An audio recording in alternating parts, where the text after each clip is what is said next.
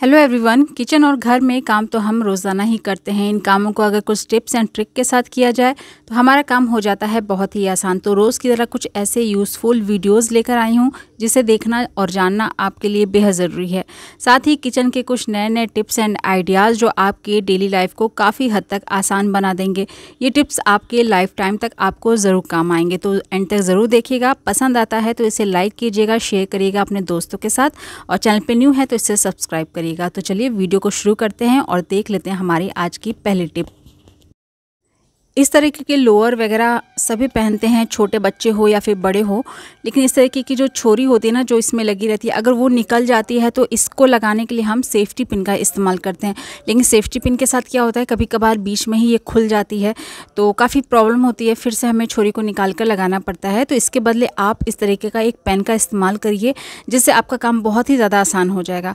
इसका जो कैप है वो आप निकाल कर इसकी जो छोरी का जो एंड है ना, वो इस तरीके से इसमें फंसा दीजिए। उसके बाद आप इसको लगाइए, आपका काम बहुत जल्दी होगा। साथ ही साथ जो सेफ्टी पिन बीच में ही खुल जाता है और उसको फिर से लगाने की ज़रूरत पड़ती है, तो वो दिक्कत आपकी नहीं होगी। और बहुत ही जल्दी जो है, क्योंकि पेन लंबा होता है ना, तो बहुत ही आसानी से जो है छोरी जल्दी वो लग जाती है।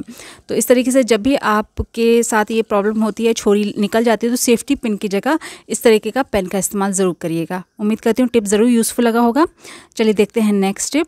जब भी हम कोई कपड़े को प्रेस करते हैं, आयरन से प्रेस करने के बाद हम क्या करते हैं कि जो भी सरफेस है उस पर हम रख देते हैं। तो कई बार होता है कि धोखे से जल भी जाता है वहाँ पर, या फिर अगर हम कोई जैसे बोर्ड वगैरह हम इस्तेमाल करते हैं वुडन का, तो उस पर भी रख देते हैं। कई बार होता है ना कि उसके वजह से जो ये प्रेस का जो एरिया होता है ये ख़राब हो जाता है, जहाँ से हम प्रेस करते हैं, आयरन करते हैं। तो किसी भी सरफेस पे आप इसको डायरेक्ट रखने के बदले आप इस तरीके का एक मेटल की चूड़ी का इस्तेमाल कीजिए। तो ये जो मेटल की चूड़ी होती है ना, बहुत ही आपका जो है काम आसान बना देती है। जहाँ पर भी आपको प्रेस को रखना है, प्रेस करने के बाद आप इस तरीके से मेटल की चूड़ी के ऊपर रखिएगा, तो आपका आयरन जो है वो ख़राब भी नहीं होगा। और एक फ्री कॉस्ट का स्टैंड बहुत ही अच्छा सा बन जाता है। मार्केट में बहुत सारे स्टैंड भी मिलते हैं प्रेस को रखने के लिए, लेकिन अगर जब हम घर में ही छोटा सा एक जुगाड़ करके अपना काम निकाल सकते हैं तो उसको क्यों ना इस्तेमाल करें। तो ज़रूर ट्राई करिएगा। इस तरीके के मेटल के अगर आपके पास बैंगल्स हैं तो उस जो ख़राब हो चुके हैं तो इस तरह से ज़रूर इस्तेमाल करिएगा। चलिए बढ़ते हैं नेक्स्ट टिप की तरफ। जब भी हम सारा काम करने के बाद गैस स्लैब की सफाई करते हैं, गैस चूल्हे की सफाई करते हैं, तो हम क्या करते हैं, गैस को आगे पीछे करते हैं जिससे हम क्लीनिंग अच्छे से कर सकें। तो आगे पीछे करने से क्या होता है ना, ये जो पाइप होता है यहाँ पर भी हिलता है, जिससे थोड़ा थोड़ा जो है गैस लीक करने लगता है। मार्केट में इस तरीके का जो नट्स होते हैं जो गैस पाइप में हम लगाकर इसको टाइट कर सकते हैं, जिससे ज़रा सा भी गैस लीक ना हो। लेकिन अगर आपके पास नहीं है, क्योंकि अगर ये नहीं हम लगाते हैं तो थोड़ा थोड़ा गैस लीक करता है, जिससे हमारी काफ़ी सारी जो है गैस की बर्बादी हो जाती है। तो आप क्या करिए, अगर आपके पास इस तरीके का छल्ला नहीं है, नट नहीं है, तो थोड़ा सा सेलो टेप आप इस तरीके से गैस पाइप पर आप चिपका दीजिए जहाँ पर ये कनेक्ट होता है। तो इससे क्या होता है ना कि जब भी आप गैस चूल्हे को हिलाइएगा तो जो भी गैस लीक करती थी ना थोड़ी बहुत, वो निकलेगी नहीं और आप आसानी से अपनी स्लैब की क्लीनिंग भी कर पाएंगे। तो उम्मीद करती हूँ छोटी सी टिप है लेकिन आपको ज़रूर यूज़फुल लगी होगी। चलिए बढ़ते हैं नेक्स्ट टिप की तरफ।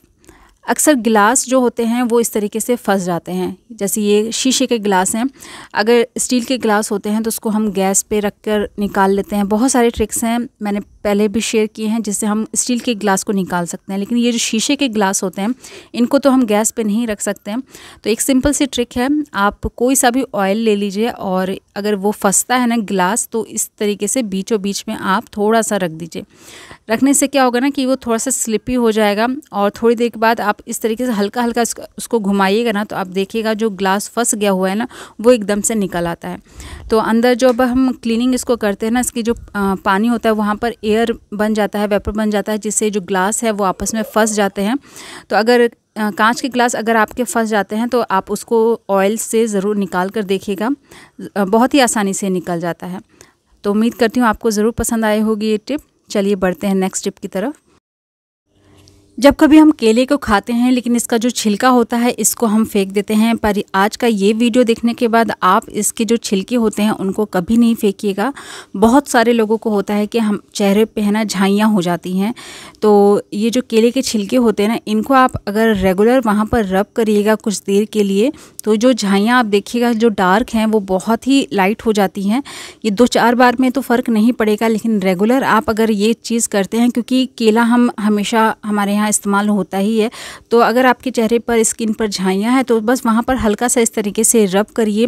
बहुत सारी मार्केट से हम क्रीम वगैरह लेकर आते हैं जिससे हमें कभी कभार फ़र्क भी नहीं पड़ता है, तो ये फ्री का जुगाड़ है जिससे हम अपने चेहरे की झाइयाँ वगैरह हैं उनको साफ़ कर सकते हैं। तो ज़रूर करके देखिएगा। चलिए देखते हैं नेक्स्ट स्टेप।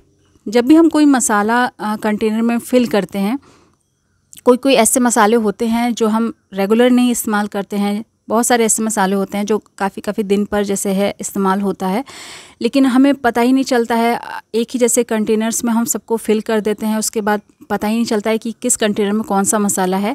या फिर जैसे हम तो किचन में रेगुलर काम करते हैं, लेकिन अगर कोई और मेंबर किचन में काम कर रहा है तो उसे ये थोड़ा सा पहचानने में दिक्कत होती है कि कौन से कंटेनर में, कौन से बॉक्स में कौन सा मसाला रखा हुआ है। तो जब भी आप मसाले को फिल करिए बॉक्स में से, जो कार्टून होता है ना, उसमें से ये 2 चीज़ आप ज़रूर निकालिएगा, जहाँ पर इसकी एक्सपायरी डेट होती है वो, और ये कौन सा मसाला है वो।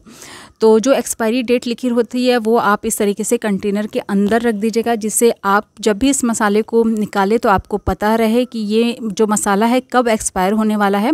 और साथ में जो ये लिखा रहता है ना कि ये कौन सा मसाला है, वो इस तरीके से निकाल कर आप सेलो टेप की हेल्प से कंटेनर के ऊपर चिपका दीजिए। तो अगर कोई घर का और मेंबर भी अगर खाना बनाता है या कोई बाहर का आता है और कुकिंग करता है, तो वो आराम से पहचान पाएगा कि कौन से डिब्बे में कौन सा मसाला रखा हुआ है। तो बहुत ही छोटी सी टिप है, लेकिन बहुत ही ज़्यादा काम आने वाली टिप है, ज़रूर ट्राई करिएगा। हम हमेशा खाना बनाते हैं, लेकिन खाना बनाते वक्त सबसे ज़्यादा जो ज़रूरत पड़ती है हमें लहसुन की होती है, या कभी अचार बनाना हो गया जिसमें हमें ढेर सारे लहसुन की ज़रूरत होती है। और अगर उसको हम इस तरीके से थंब से अगर हटाते हैं तो हमारे जो नेल्स हैं उसमें बहुत ज़्यादा दर्द होने लगता है, क्योंकि ये जो लहसुन होता है ना, इसके आगे का जो पार्ट होता है वो बहुत ही ज़्यादा हार्ड होता है। तो अगर हम नेल्स से उसको हटाते हैं तो बिल्कुल जल्दी वो हटता नहीं है और काफ़ी हमारा जो है फिंगर्स में पेन होने लगता है। तो इस तरीके के जो पेन के ढक्कन होते हैं ना, ये आगे से बहुत ही ज़्यादा शार्प होते हैं, जो कि लहसुन का जो ये आगे वाला हिस्सा है ना, यहाँ पर अगर हम कुछ इस तरीके से इसको रिमूव करते हैं ना, तो जो इसका छिलका है वो बहुत ही आसानी से हट जाता है, क्योंकि यहीं से जो है पूरा छिलका जो जॉइंट होता है, और अगर हम पेन के इस्तेमाल से इसका जो जॉइंट है वो इस तरीके से हटा देते हैं तो छिलका जो है वो एक ही बार में जो है रिमूव हो जाता है, और आप कुछ ही देर में जो है ढेर सारे जो है लहसुन को छील के अलग कर पाएंगे।